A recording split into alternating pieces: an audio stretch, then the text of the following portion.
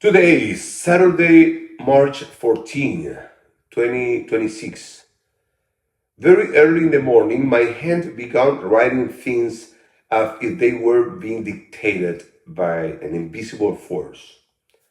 I believe it is something wonderful. Please pay attention to this message. It is a gift from the Mother of God, to whom we traditionally, Catholic people, give special attention every Saturday. Eve incited Adam into sin. Mary, the new Eve, born without sin, the Immaculate Conception, points to Jesus, the new Adam, and tells us, do whatever he tells you. We find this in the Gospel of John, chapter 2, verse 5. In Jesus' self-revelation at the wedding at Cana, where he performs his first miracle, something very significant happens. Mary invites all humanity to correct the error that made us enemies of God from the very beginning of creation, when we began to disobey him under the influence of Satan, represented by the snake. That is what we call original sin. And we still carry traces of it today, especially when people say, we don't need to go to church to encounter God because God is in my heart and in my mind. Okay. Do you remember that very nice song that says, I am the church, you are the church, and which I'm almost ready to continue singing, you don't need to go there. The song is not like that, but I'm just adding it, something. Others even dare to say, my God is myself.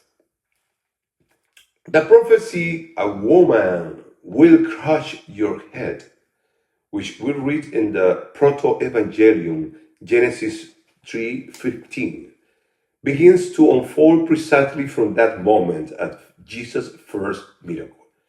Do whatever he tells you means correct the ancient error and horror that the first couple of the universe committed. In those words, we find the counter command that the Holy Mother of God gives to humanity to neutralize the disobedience that seduced the first man of creation, Adam. A disobedience that is restored through obedience to the second Adam, our Lord Jesus Christ. If that still is not clear enough, add water to it. That water, by the way, Jesus can turn into wine.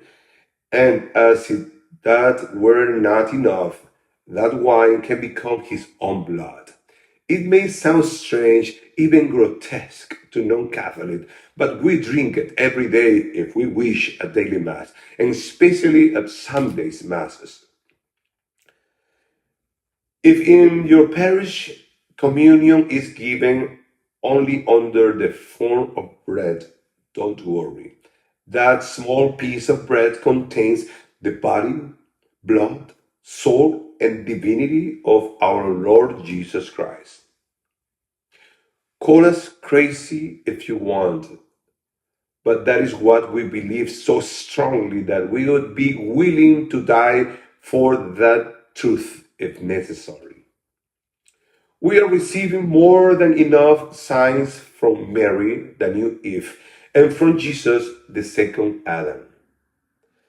If you don't hear it, if you don't understand it because you don't attend it, pay attention.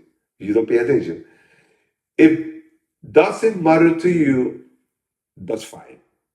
I just want you to know that today I have done my part, letting you know in case you had never heard it before.